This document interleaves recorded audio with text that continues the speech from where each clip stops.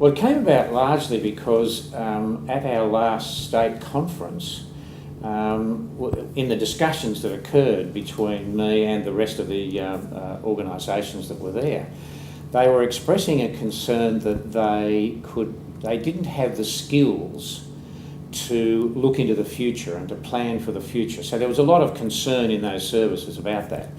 And so what I suggested, given that Keith and I had worked about 13 or 14 years ago now on a scenario planning exercise for residential aged care when we were both working with Uniting Care, I thought that was the best tool to use because our current environment is extremely uncertain, particularly in terms of the continued funding of Meals on Wheels services, given the gradual introduction of client-directed care.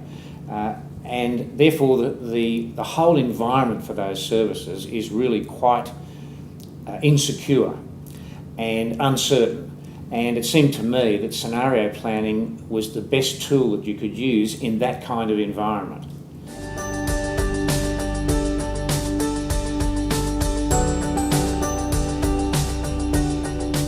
Well, the thing you need to remember about scenario planning, it's really important for people who use the tool to understand that it's not about predicting the future. It's much more about anticipating it. So it's recognising that nobody can really successfully predict the future over the longer term. I mean, some people might be successful on the odd occasion, but by and large, you rarely get it right. So the important thing is about looking at what are the alternative plausible scenarios, identifying them, finding the things that will tell you whether those scenarios are emerging, so that you can start to develop plans to deal with any one of them should they emerge. So it seems to me that's the key in these circumstances.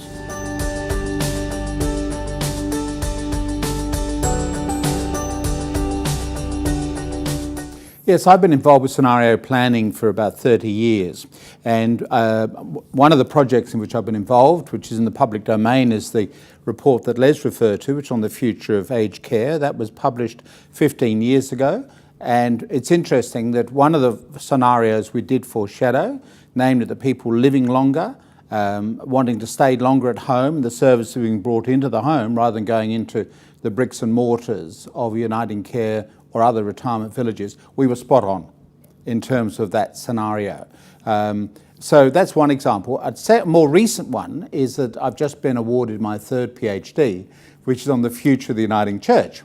And the Uniting Church, on the one hand, it's got declining numbers of members, but at the same time, it runs a lot of aged care, child care, university colleges.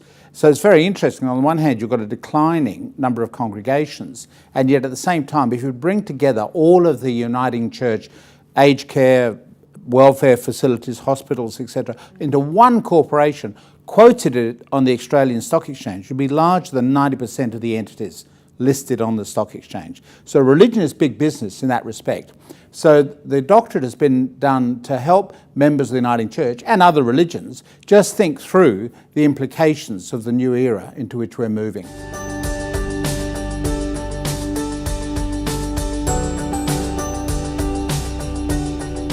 Scenario planning was developed in the 1960s by the Shell Corporation, and they were correct in identifying the risks with a dramatic increase in the price of oil. The person who was involved in that went on to retire and spent some time in South Africa, where Clem Sutner, who's part of also of our global business network, Clem Sutner was working for the biggest corporation in South Africa, which in the 1970s and early 80s was violating the laws of apartheid. And his company said, why don't you develop scenarios on the future of South Africa? And with scenarios, you produce either 2 or 4, never 3, because the client will go for the middle one. And the purpose of scenario thinking is to get people out of their comfort zone. So he came up with 2 scenarios on the future of South Africa. One was the release of Nelson Mandela, who was then the world's longest serving political prisoner, the creation of a multiracial electorate, and the election of Nelson Mandela as the first black president. His white audiences were outraged. That'll never happen. The man will die in jail. He said, well, that's the high road. The low road is that we whites are outnumbered by the blacks. They work in our homes. We could be murdered in our beds at night. Tell us more about the high road. And that got the whites out of their comfort zone and started to think about the unthinkable. And in 2001, I was a guest of Annette Lu, who was then the Vice President of Taiwan, and she'd brought together a group of Nobel Peace Prize winners. And somebody asked de Klerk, how were you able to release Nelson Mandela? And he said, well, there'd been this fellow going around, Clem Sutner, giving talks to warn South Africans about the problems we would have if we try to continue the apartheid system. So for me, that's the value of scenario planning, getting people to anticipate the future, to be thinking about alternatives, and get them out of their mental prisons and to explore wider horizons.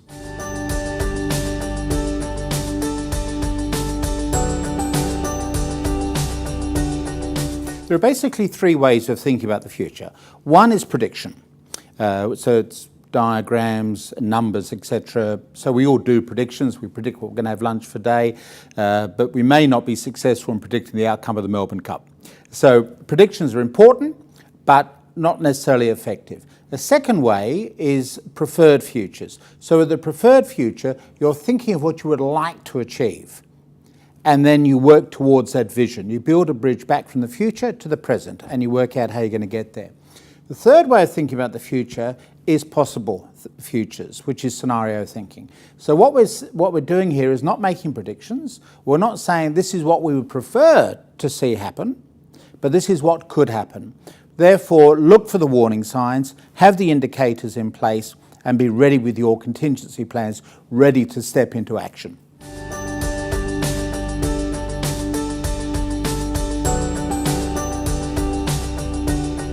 When you're doing scenario planning, it's important to look for the major drivers of change. And for that, you interview the experts, which obviously in our field here is community care in the home. And the task is to produce two major drivers. Overall, in human affairs, there are 5. So you've got social, you've got technological, economic, environmental, and political. So everything is a variation of one of those. So what we did was to look for the 2 major drivers. So one was the level of government expenditure, which would be a reflection of the general state of the Australian economy.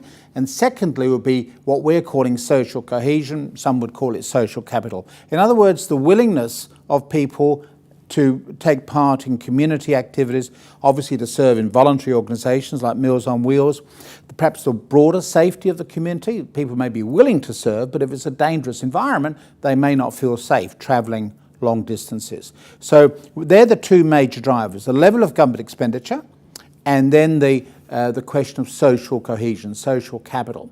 And then having produced those 2 major drivers, you then ask yourself, what would a situation look like of, say, high government expenditure but low social cohesion?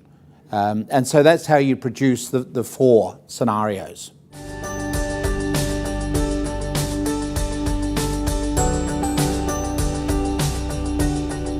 In the first scenario, leave it to the bureaucrats, what we're looking at are the drivers being high government funding but low social cohesion.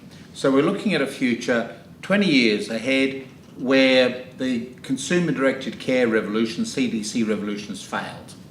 But in the meantime, what has happened is a lot of voluntary organisations have folded up because the consumer-directed care contains the challenge that instead of assisting organisations through government funding, etc., the consumer will be able to buy and sell like an ordinary consumer, but there's no guarantee that charities can operate in that sort of environment. So we see the winding up of the charities. A lot of people saying, look, it's all too complicated, we can't understand it, and also an element of possibly of scandal, because we know that whenever you have any new government intervention on something, you always end up with a criminal element coming in, so there may be shonky providers, etc. So for one reason or another, the voluntary organisations have largely disappeared, but the government still feels obliged to take care of people in the home.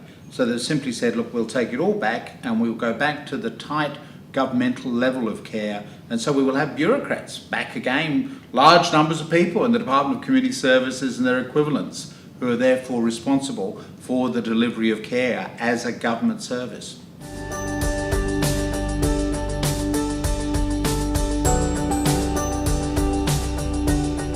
Well, as Keith was saying a moment ago, the really important indicators in this scenario are keeping an eye very closely on the whole experiment, if you like to call it that, of client-directed care or consumer-directed care. And to see whether that is succeeding or whether there are instances emerging that tend to suggest that the experiment is failing. The thing to remember about things like client-directed care and the way it's being run by government is that governments tend to like one-size-fits-all solutions. So what they're doing is actually moving from a one-size-fits-all solutions in the past to another one-size-fits-all solution, and that's client-directed care. Now, it's likely to be the case that will suit very well a certain number of clients who feel both competent and able to negotiate through all the contracts that they would need to negotiate through to achieve those levels of care. But there'll be a whole swag of other people where that will fail them.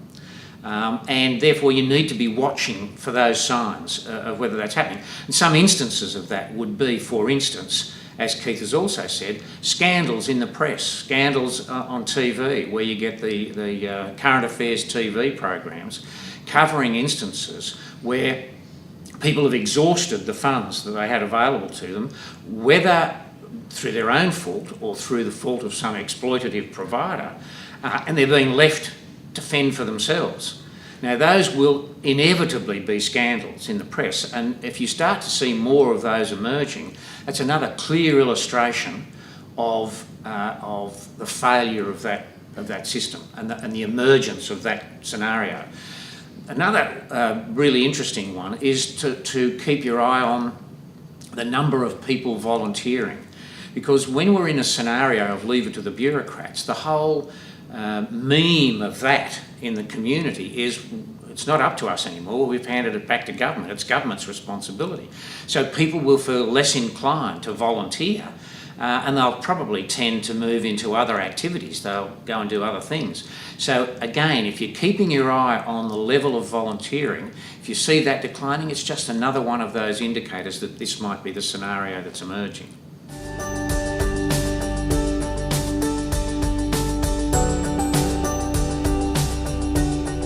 The golden era scenario looks at a future in which we have high levels of government expenditure and high levels of social cohesion.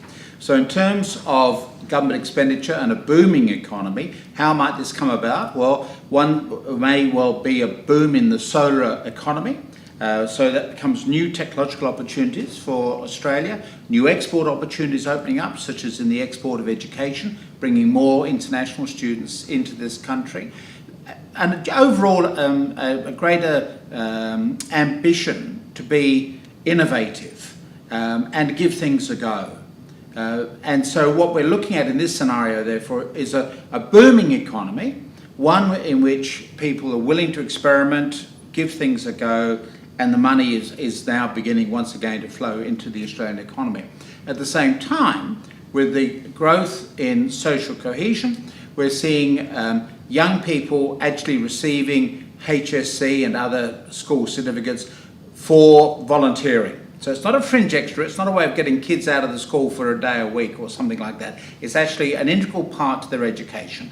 When the government itself realises that an important part of the Australian way of life depends upon this social cohesion actually being actively encouraged. A minister for social cohesion perhaps being appointed. A minister to assist non-governmental organisations so they're not held back by government red tape, etc. So we see a booming economy and also an increase in people wishing to volunteer with plenty of time, plenty of skills on their hands. A lot of baby boomers who perhaps have retired but have still got plenty of energy for good causes.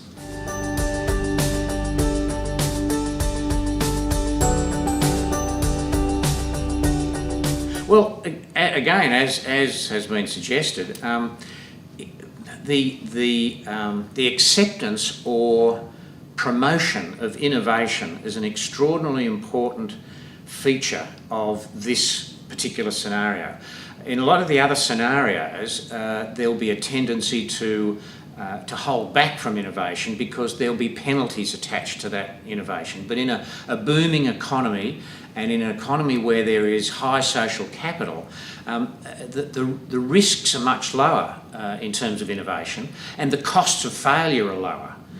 So there's a real tendency for innovation to be occurring in a whole range of different areas in the community. And a good instance of that, again, is what Keith was saying a moment ago about the tech economy and the extent to which technology is being new technology is being adopted. As I say, in a restrained economy and in an economy where there is low social capital, there will be a tendency not to adopt new technology anywhere near as rapidly as it would be in this kind of scenario. So again, it's about scanning the environment, seeing to the extent to which those sorts of things are being adopted. There's also, in this scenario, and this sort of thing can be sensed by people, even though it may be simply that, sensing it rather than seeing physical signs of it. You can tell when an economy and a society is in a golden age. It comes out in so many different ways, and you can sense that society is on the up. And you can sense it in a whole range of different ways. And it seems to me that's a really important thing for people to be looking out for. Because one of the things that we will be doing in terms of all these scenarios is asking the local services to continually feed back to us their impressions of what's happening out there. And we'll then put all those together, and that should start to give us a very broad indication from the network as a whole as to what kind of scenario is emerging, and that'll be particularly true in terms of this one, because it's about that sense of enthusiasm, that sense of excitement about the future.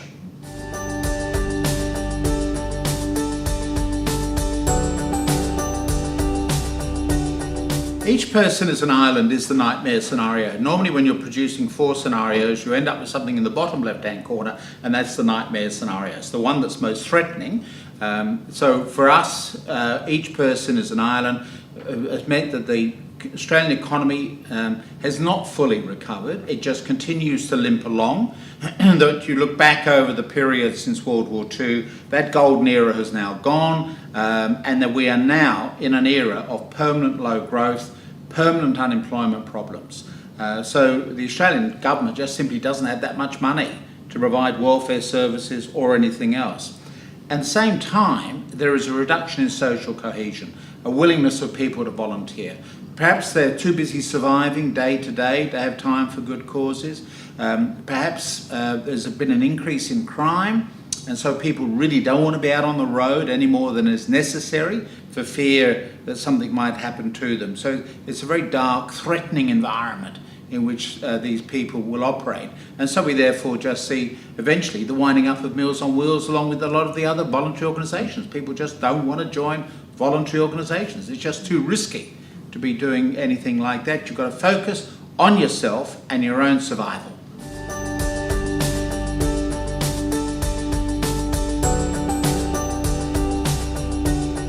Look, again, as Keith has mentioned, one of the very early indicators of this scenario is about, in a sense, the winding up of the social welfare community. All of those voluntary, not-for-profit organisations that have for generations now provided the kind of services that government have a responsibility to provide, but don't necessarily provide themselves. They will contract with other organisations to provide them. That's been the basis of a lot of those not-for-profit organisations in the last 40 or 50 years. But as with this scenario emerging, you're going to start to see more and more of them winding up, simply because the government funding is not available to support them. And as Keith has said, the people out there are just trying to concentrate on their own survival, so they're not donating as much to those organisations. So the pressures start to build, and particularly with the smaller ones, they will rapidly start to close. Because, as I say, people will be withdrawing from them, they'll be looking after themselves, There's no government funding to provide those services, so that's a good early indicator.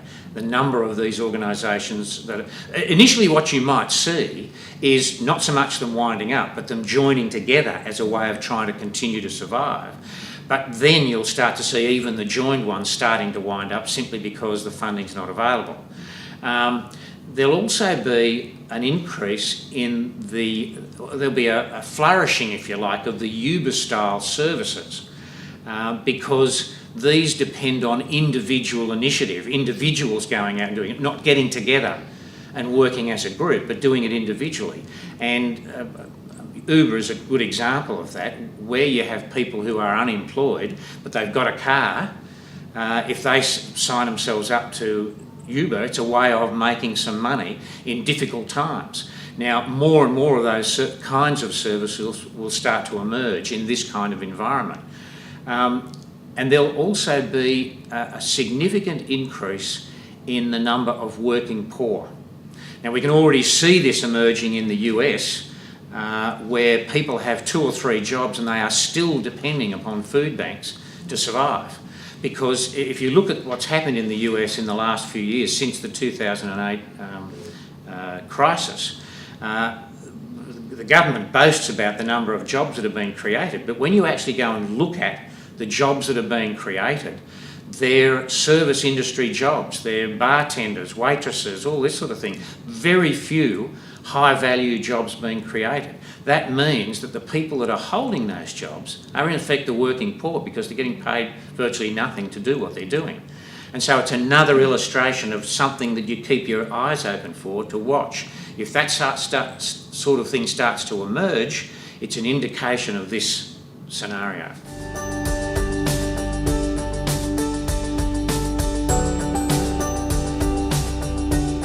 The local self-reliance scenario is based on the idea that the Australian economy continues to have problems, so we don't get a period of high economic growth, we just continue to limp along as the new normal. But there is a sense of grim determination, of people wanting to somehow make the best of a bad situation. And if you think back to how the organisation began during World War II, it was pretty much that sort of situation. On the one hand, you had a government that was having to focus far more on defeating the enemy, wasn't able to provide so many welfare services, but within the community itself, there was this grim determination just to help one's neighbour and somehow see throughout the crisis. And so this is what we're envisaging within this scenario.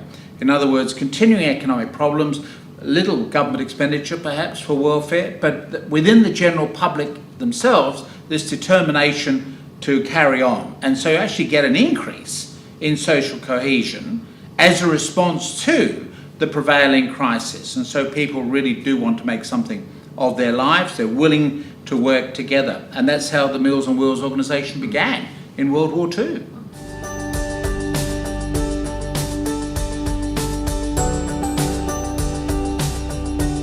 I think one of the first ones, and you can actually see some of this already occurring in our economy, and I suspect that if this scenario starts to emerge, it's going to grow dramatically, and that's all these community gardens and organic gardens. A classic example of that was what happened in Cuba after the embargoes were placed on Cuba by the American government.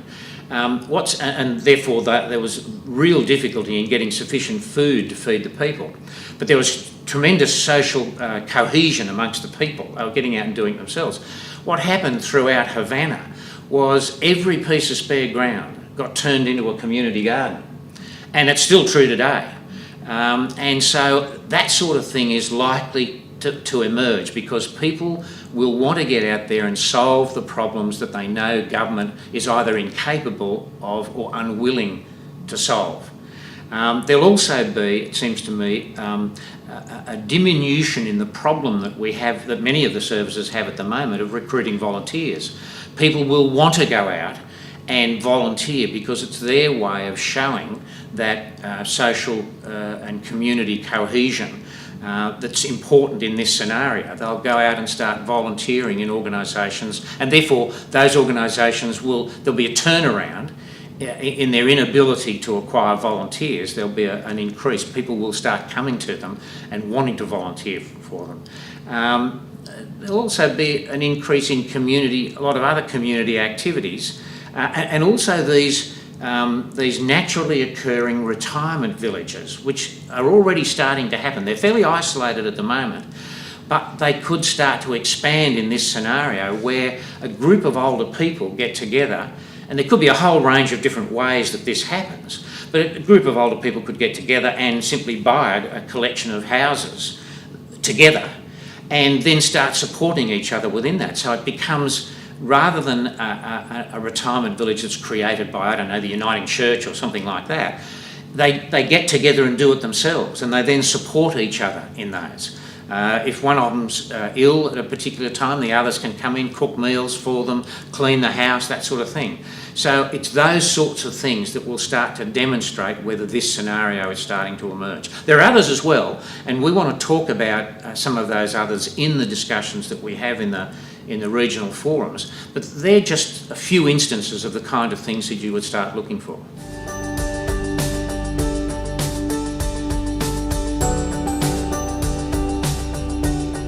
Well, we have now done the first stage of the process, which is the production of this report, which is being made available in a number of outlets in a number of ways. So that's stage one. Stage two, which will roll on for the next 20 years, is for people to look for the warning signs. They mustn't pick winners. They mustn't say, oh, we prefer one scenario over another. They've got to stay looking for the signs of all four scenarios. As the years roll by, then one scenario in particular will start to emerge. But you've always got to be looking for the warning signs. You've got to look for the faint signals of change coming from all of the four scenarios. So that is the stage two process, which is now being launched by the event today.